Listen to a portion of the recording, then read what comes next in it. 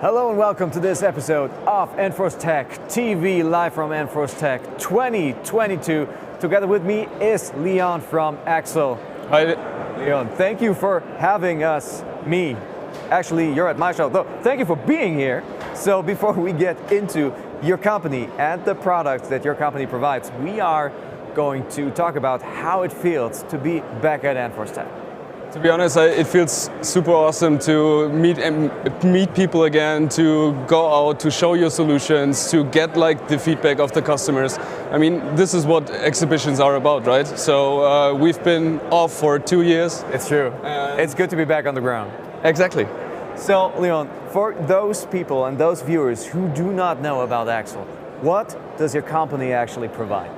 Well, AXSOL exists since 2012, and what we're mainly doing is we're producing intelligent battery storage systems for mobile and stationary mission supply in safety critical assets, but also in civilian use cases. We brought our first product to the market in 2015. Okay. We got the Federal Innovation Prize for that in 2016. Congratulations. Which was actually just a hand-carryable socket, just a 230 volt socket with a big power bank underneath it. Okay. This is where we're coming from, and from that point onwards we actually widened our product range. Batteries has gotten bigger, obviously. A lot bigger as well. You know, some 40-foot containers, right? Exactly. This is where we're going as well. So we're combining stationary storage and mobile storage to system solutions in order to decarbonize electricity and hydrogen supply in the future. So when we first talked, you said, well, Moritz, we are moving energy. Well, first question comes to mind, where does this energy come from? Well, this is our newest development. It is called the RVB2. We actually got promoted as one of the top defense tech providers from aerospace and defense reviews with that product. Congratulations again. It combines everything inside one portable system design. So your question, where does the energy come from? We don't have any ropes attached to it. So for us, it doesn't actually matter where the energy comes from. It can be solar, it can be wind, it can be fuel cells, it can be diesel generators, and it can be the grid. We just take the energy, store it in our batteries, and give it away flexibly again for the consumer. So talking about batteries, talking about storage, one comes to mind that batteries, they sometimes need to be handled gently. What are the security mechanisms that you guys actually inherited into the system? So first and foremost, we integrated the safetiest battery technology into our system designs, lithium iron phosphate. It's mainly used in stationary storage application, and we are trying to drag it into mobile storage applications because it's a longer lifetime, a higher cycle stability, okay, and less prone to, let's say, fire. So what else is there? We actually designed the whole system in deep coordination with the German Standard Committee for Bundeswehr. Okay. And we integrated all safety mechanisms that you can think about. You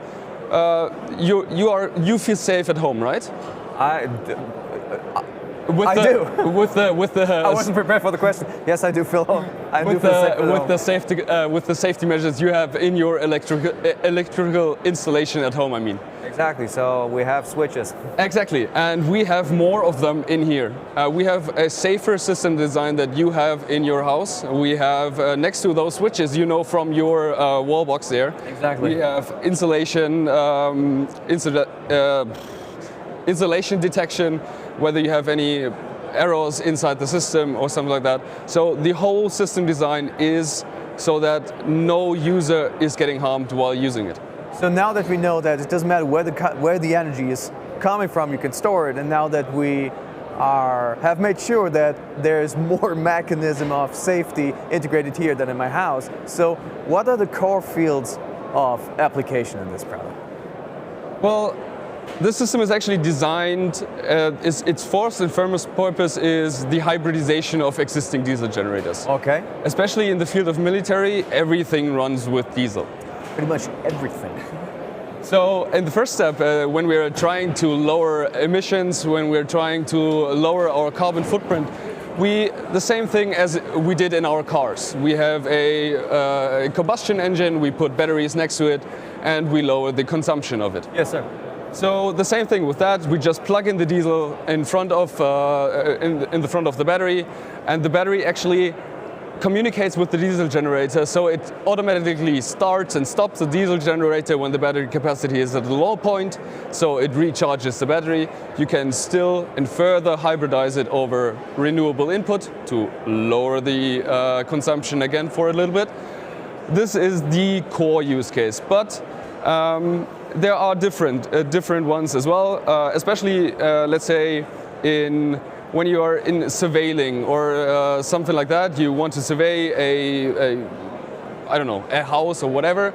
You want to have a power supply that it has no noise emission. You want to have something that is completely easy and flexible to move.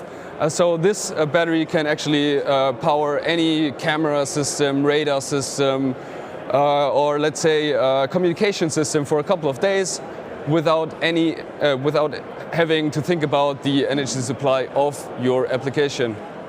So how many, well, as the demand for energy in the field is constantly rising because we stuff all more technology into the units that are consuming energy, how many units of this product do I need? Depending on the application, I have to say. But for example, when we're getting back to the use case of surveillance, for example, that will probably just be only one. You just plug in your camera system, you plug in your microphone or whatever, and that's sufficient for, let's say, a couple of days. But when we're in more complex tactical situations, for example, let's say a deployable camp infrastructure. Yeah, forward operational bases or anything. Exactly. You just take up to 10 of those, you take them in your truck, you go to your mission region, you pull them out of the truck, and you have sufficient energy for a couple of days in connection with, let's say, solar again, or a diesel generator for hybridization. You can prolong the range of that again. Okay. So the core of this system design is actually that it is designed towards maximum flexibility and modularity. We can stack a couple of those on top of each other to create higher capacities, to prolong the range. So it's completely free, and we can design and design the energy infrastructure for almost any application with that. Well, congratulations. It seems that your company has picked a very promising field of application. So last but not least, my last question is, will this eventually substitute diesel generators altogether? In the first step, as I said, it's about hybridization because we have those assets installed already. They're already existent, right? Exactly. So we don't want to go like 10 steps ahead in our in the way of getting a renewable and more sustainable energy infrastructure. We are using the assets that we're having, prolonging their lifetime, and over time, when we integrate more and more battery capacity, we can integrate renewables on the other side, so wind, solar, but also new technologies like fuel cells and everything around that circles. So over the time of, let's say, the next 10 years, 15 years, yes, eventually this system, in combination with our other battery systems that are integrated in full container designs, we will substitute diesel generator in military mission supply. What a promising outlook this is. If our viewers are now interested in everything your company has to offer, whether it's moving energy, storing energy, enhancing energy, prolonging energy, or even scaling up energy sources, where can they find AXSOL? Well, first and foremost here on Enforce Tac, but probably it's not for the customers. Sure.